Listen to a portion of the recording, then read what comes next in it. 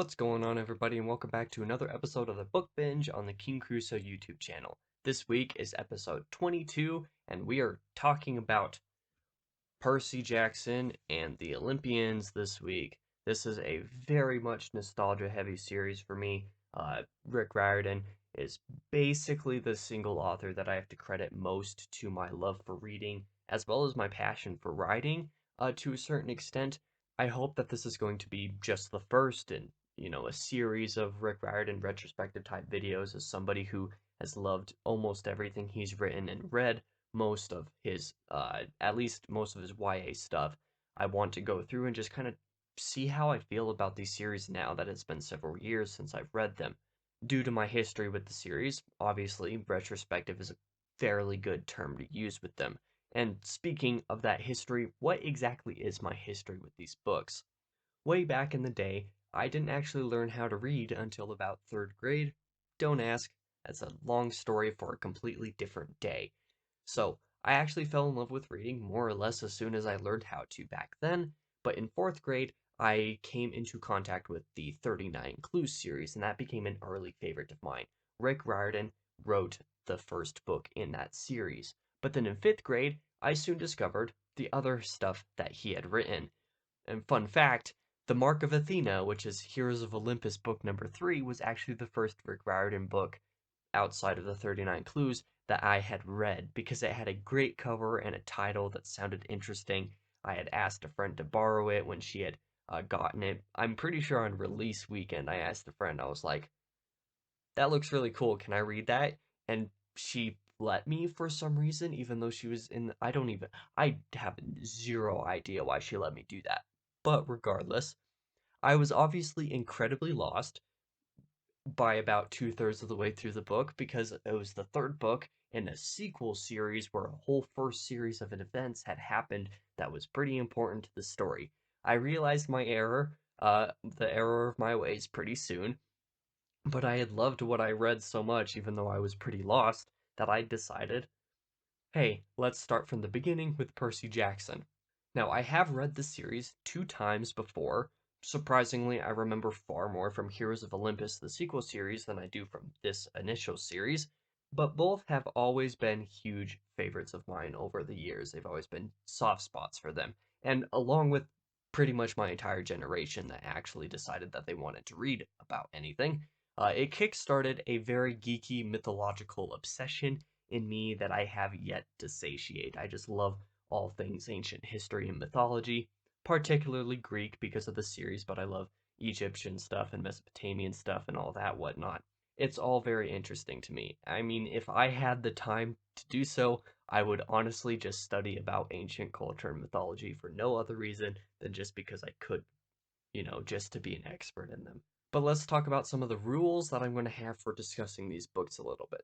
Obviously, the largest concern regarding a review of this type is that I'm going to be very nostalgic and there's going to be some bias that could get involved in the reviews. But rest assured that over the course of this video, that is something that I'm very aware of and I've been able to cut out, especially in my note taking, because during my reread of the series, I also took this into very careful consideration. Any potential nostalgia-tinted analysis has been pointed out or removed entirely from this video. Keep in mind, I will be keeping this as spoiler-free as I can possibly manage. There are a few character names that are mentioned, but other than that, I don't think I actually spoil any specific things that are going to ruin any of the books for you. So if that's something you're worried about, you shouldn't have to. But if you're really, really worried about it, you can go ahead and skip to the 100% spoiler-free ranking at the very end of the video, although that's only going to be, you know, like comparatively a few seconds compared to the whole rest of this video. And without any more chit chat, because this introduction has already gone a very long time, let's just get right into the retrospective and review part. Obviously, the first part that we have to talk about is The Lightning Thief, which is the debut of the series and Rick Riordan's debut into YA writing. He had started writing the Train of R series before he wrote this, but outside of that, I don't think he had published anything yet. So, for all intents and purposes, this was the debut of what really shot Rick Riordan into popularity or being well known amongst people. And to say that this is a worthy debut is an extreme understatement, in my opinion. I initially went into this very hesitant. I was worried that it wouldn't have aged well, but I was happy to be proven wrong. The plot and timing and everything of the story is really solid. The pacing is really good. You can tell he had this down pat. Um, Advice that Brandon Sanderson tends to give early writers is to not hold anything back. If you've got a lot of good stuff that can all work in your story, use it all. Don't skip a good element just because you want to save it for a future book. You can tell that Rick did this with this one. He put a lot of pieces into it that really fit together in terms of pacing and stuff like that.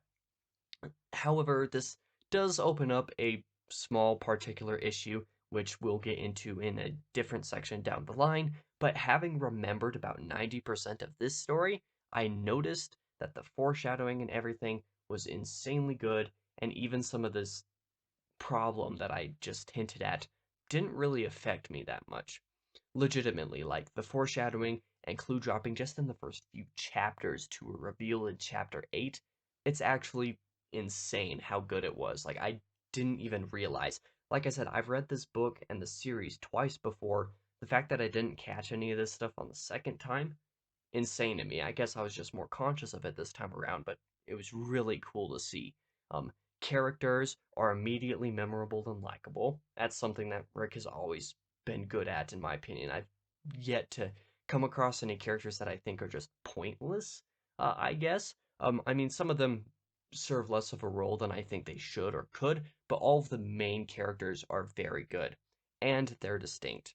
Descriptions and characteristics and stuff like that are very memorable, both here and through the rest of the books. It's a common theme throughout, and those descriptions are brought up fairly frequently to remind us of who people are, especially in subsequent titles early on.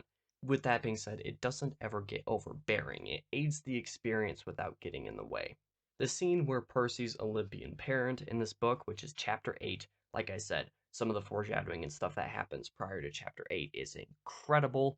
Somehow, despite knowing the scene and everything that happens in this book so well, I had massive chills reading chapter 8. It was really cool to experience like that for some reason. Just that reveal really just goosebumps all down my arms and everything like that. It was really, really cool.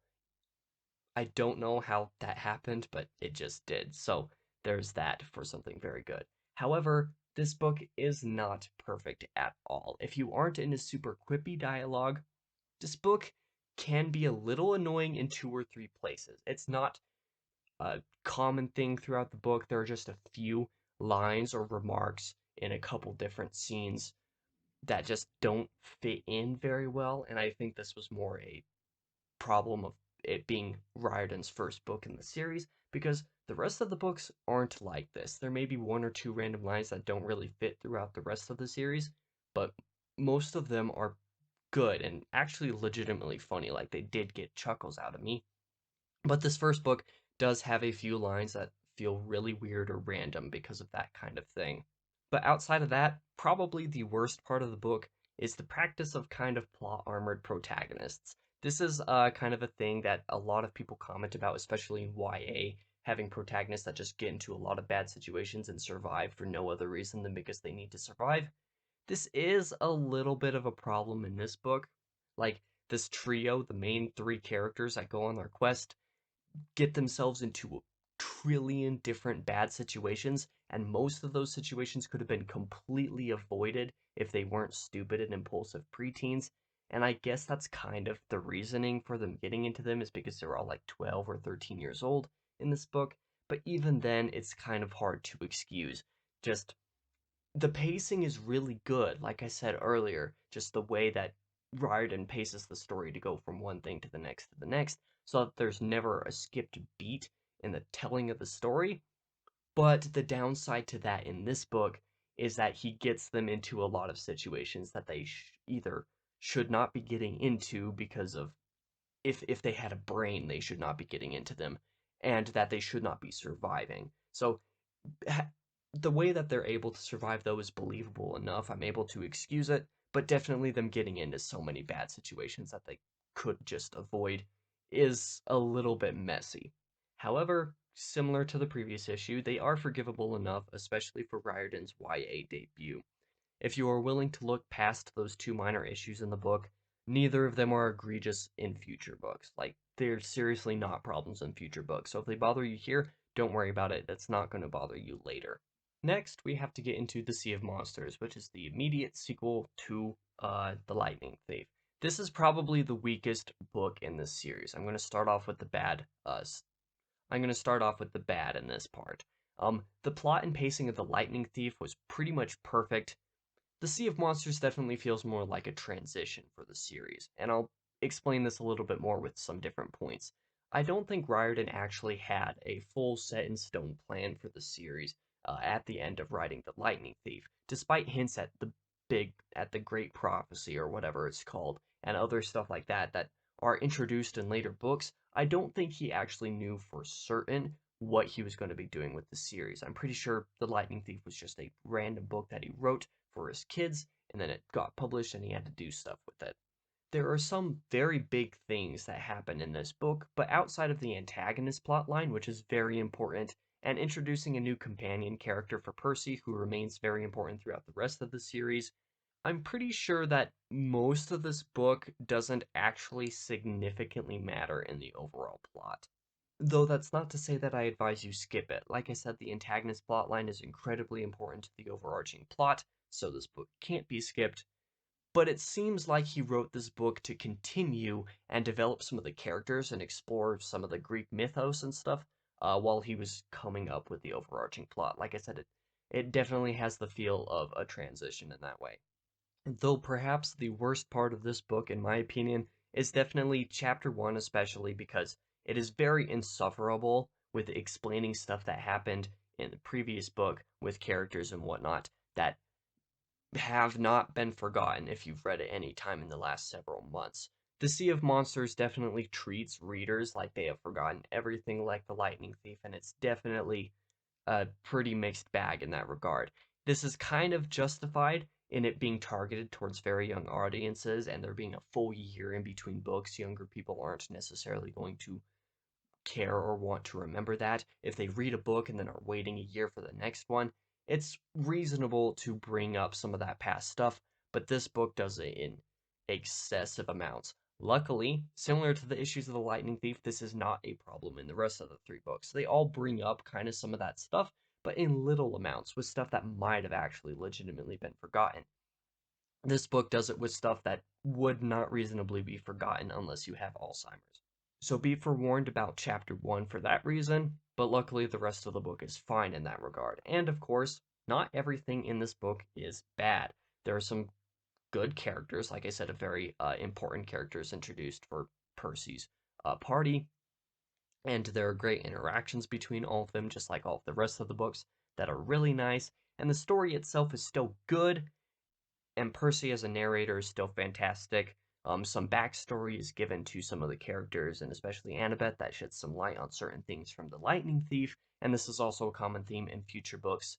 But if this kind of unnecessary nature to the book that I've been suggesting, that it feels like a transition, sounds kind of meh to you, don't worry about that, because this book is a solid 100 pages shorter than The Lightning Thief. So The Lightning Thief is already a book that most people are going to read in 5 to 8 hours.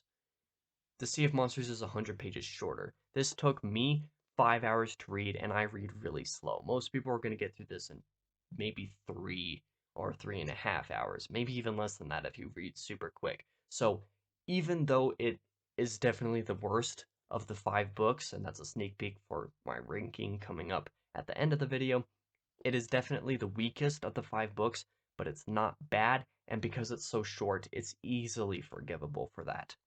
Next up, we have The Titan's Curse, which is book 3 in the series. Now, this is where things really start to come into their own. The Lightning Thief was a great debut, and the Sea of Monsters continued the story well enough, but when it comes to the overarching plot and the characters and the way that the story starts to come into itself, this book is amazing for that. As the story moves forward in The Titan's Curse, every little detail is important. It is very obvious that by the time Riordan wrote this book, he knew exactly what was going to happen at the end and where the rest of the books were going. The Sea of Monsters definitely felt like that transition where things were like, okay, well, he's continuing the story, but none of this outside of the antagonist plotline really matters that much.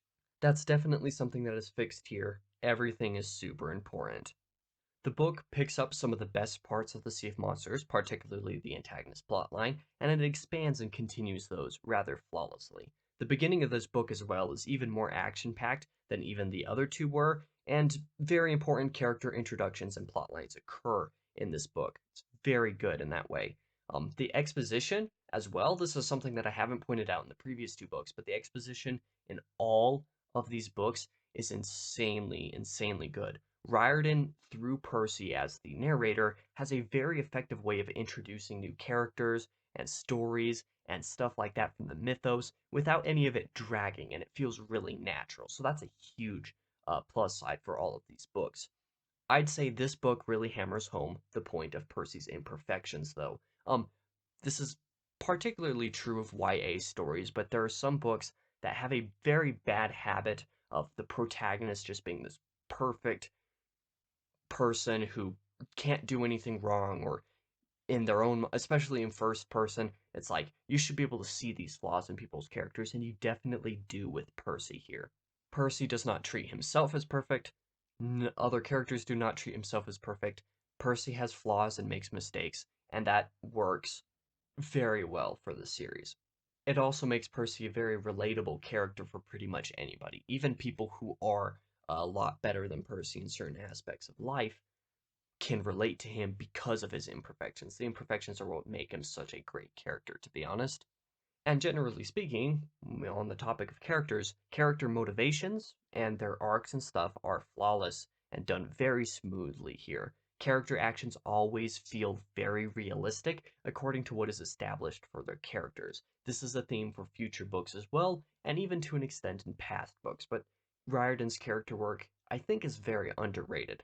And just as I suggested a little bit ago, with this being the book where the story really comes into its own, probably one of the coolest things that I personally noticed while reading this was just how in-depth that Riordan was with the plotting. I mean, I genuinely wonder if he had already started to develop the early stages of the Heroes of Olympus when he wrote this. This was a note that I specifically took while reading the book. I was like, it's obvious that he now knows exactly what's going to happen with the rest of the series, but I wonder if he already has plans for the sequel series by the time he's written this. Just the difference in how The Lightning Thief is just kind of this standalone tale, and then The Sea of Monsters is just kind of the sequel to push it forward and kind of move it into the Titan's Curse. The Titan's Curse, it's really crazy that just the difference of how those first two books feel versus this one in terms of how intentional all of the plot points are.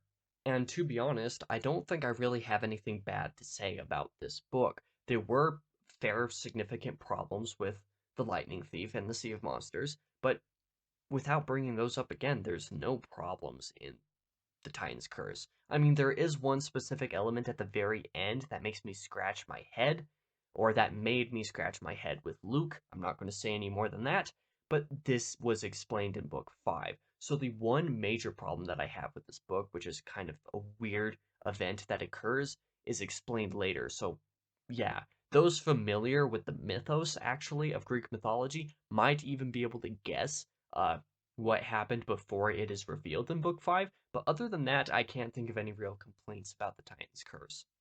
And now we move on to book 4, which is The Battle of the Labyrinth. Now, I do have a little bit of history with this book specifically. When I was first reading this series back in like 5th grade, I started and DNF'd The Battle of the Labyrinth, I think twice, but then several months later went back to it and finally finished it. And I don't remember liking it. Like, I remember it just being the sour spot in the series for me, but I think that was more due to burnout than anything else. So, despite that, like I said, nostalgia is not going to play a huge part in this series or in this video, but I just wanted to point that out.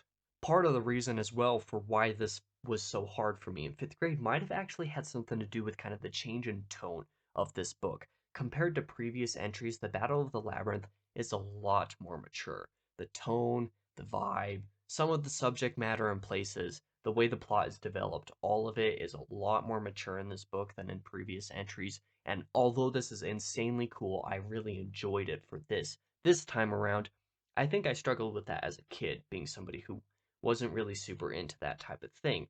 And, furthermore, where the Titan's Curse really solidifies the whole series plotline, this book continues it perfectly.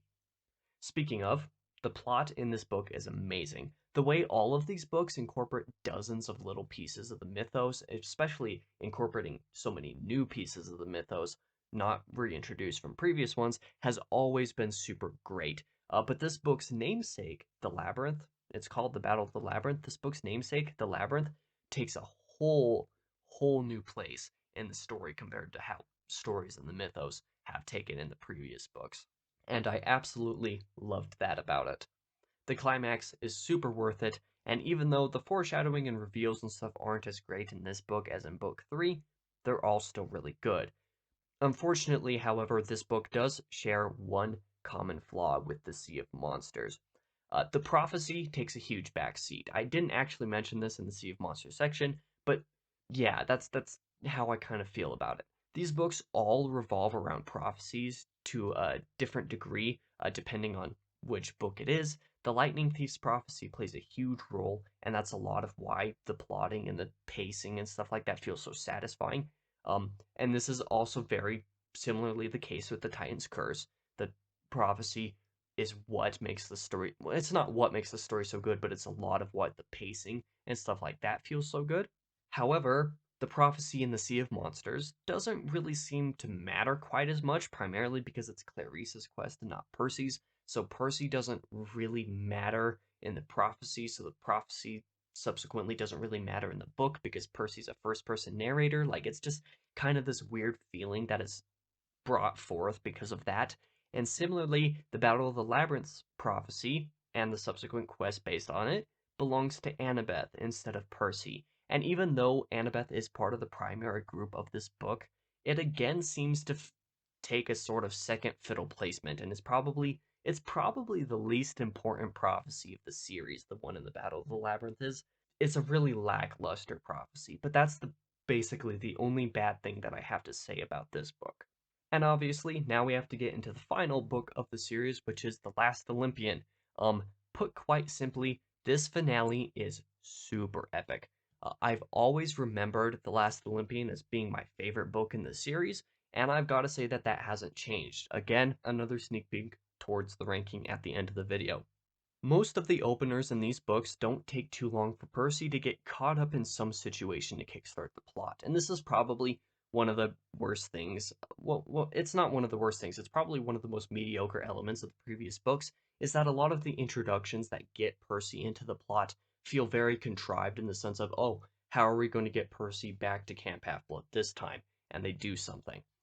This intro is completely different. It kickstarts the plot in a completely far more organic way and is just the tip of the iceberg for the entire book. Rather being broken up into different parts with their own feeling and different sections of the quest and whatnot, this whole book feels organically like one long chapter with maybe a couple breaks in between. It's all very high octane material, pace after pace, chapter after chapter. It's a huge page turner. I read this book in 2 days, and with how slow I read, it took me between 7.5 and 8 hours to read this book, but I spent all of that time reading it in a 24-hour period. I spent 8 hours at work, I spent 8 hours reading, and I spent 8 hours reading this book, and that's basically how it was. It's really exciting and very satisfying. There are tons of payoffs, there are tons of very satisfying moments, as I suggested, and I really can't speak highly enough of everything else as well. Plus, there are tons of relationships and interactions between characters that are so great. Stuff that is referenced from previous books, but that are brought back here in a far, far more satisfying manner. The ending is also the best of all the books, too. Just this conclusion, amazing, phenomenal. I enjoy the fact that the primary romance in this series, especially, doesn't feel contrived the way that they do in YA. This is something that encompasses the whole series. In most YA books, they just kind of get this bad rap of characters just looking at each other, having it be love at first sight, but that just kind of being it, and that's kind of the depth of the relationship. That's not the case here. It doesn't even really take a front seat, and the development that occurs takes a really long time. And it goes through virtually the entire series. Any romance that is developed in these books doesn't even really suggestively start in The Lightning Thief. Like, the you don't even really notice that anything of that sort is actually going on until closer to the third or fourth book. And like I said, it takes a long time. It doesn't take a front seat. And it's a very good thing that it decided to do that, or that Riordan decided to do that here, because these characters, if romance had been any sort of primary factor in this series especially, it would have been weird and misplaced. It would have been a weird way to focus his energy. So the fact that he spent most of his time just incorporating large parts of the mythos and stuff like that, rather than having this weird drama teenage romance going on, was very nice. So if that's something that you're worried about, the series does not have any problems with that. So, similar to the Titan's Curse, which is book 3, I actually don't have anything negative to say about this book.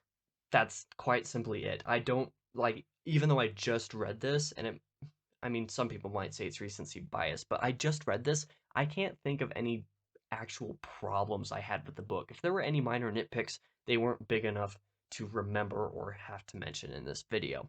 Besides, in this book, there are actually a couple hints and references to early material from the Heroes of Olympus, especially a character in The Lost Hero. So Rick definitely knew where he was going to take these characters by this point, and I love that. I can't wait to reread more Riordan because of this. You don't understand how hard it has been the last couple days to not just pick up The Lost Hero and skip reading The Dark Tower because I want to read more Riordan. But I'm excited to read The Dark Tower, but I want to read more Riordan so bad because of this. So that's just kind of the way things go. And since we've talked about all 5 books now, let's just do a quick ranking of them with very brief reason for why I have them. Obviously, no surprise based on the way that I talked about this. Sea of Monsters comes in at number 5, the weakest of the books, for all of the reasons that I mentioned earlier. At place number 4 is The Lightning Thief. Now, it's a very fantastic debut and a very good book, but the satisfaction of the other 3 is top-notch. Like I said, there are some of those problems in this book that don't occur in the other books, and just because of those, I think, even objectively speaking, this book has to be underneath at least 2 of these other 3 pieces. I remember liking this as like my second favorite of the series, but the other books really connected with me a lot more than I thought that they would, based off of memory. In place number 3, you have The Battle of the Labyrinth. Like I said, very good book. Despite my memory of it in 5th grade having so much struggles reading it for some reason, I loved it a lot, but there was that flaw of the prophecy taking a huge backseat that just feels lackluster. Even though the plot itself is very good, the prophecy is it's just kind of takes a backseat in a way that I don't like throughout most of the book. The conclusion and the end of the book contains a lot of payoffs for it that are really good, but throughout the story itself, you hear nothing of it for the most part, and it's kind of disappointing in that way. In place number 2 is The Titan's Curse. Like I said, the start of the really good arc from books 3 through 5, just the way that the story comes into itself, is absolutely worthy of being in this position. And then place number 5, the best book of the series, definitely The Last Olympian. Some things just never change, you know. It's incredible. The finale is epic, and just the way that it leads right into what's going to happen with the Heroes of Olympus that I remember is great. Can't wait to continue reading.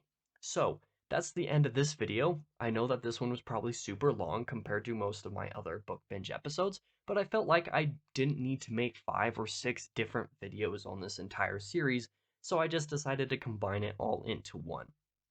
I hope y'all enjoyed watching it. I very much look forward to reading more Riordan in the future, as I've said a couple times in this video so far, as I continue to reread some of these series that were very important to me when I was younger.